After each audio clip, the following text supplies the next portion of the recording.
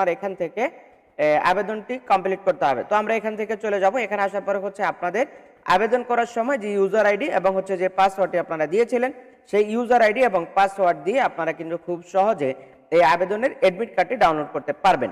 এবং আপনারা অনেকেই বলেছেন যে আমাদের কাছে ইউজার আইডি এবং পাসওয়ার্ডটি নাই, সেক্ষেত্রে আমরা কি করব?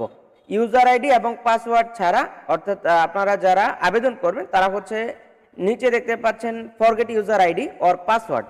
আপনারা জাস্ট এখানে user ID, forget user ID or password অপশনে ক্লিক করলে আপনার যে জিমেল অ্যাড্রেস দেওয়া এবং হচ্ছে আপনার যে ফোন নাম্বার দেওয়া সেখানে মেসেজ যাবে, সেখান থেকে হচ্ছে আপনারা চাইলে এই ইউজার আইডি এবং পাসওয়ার্ডটি উদ্ধার করতে পারবেন।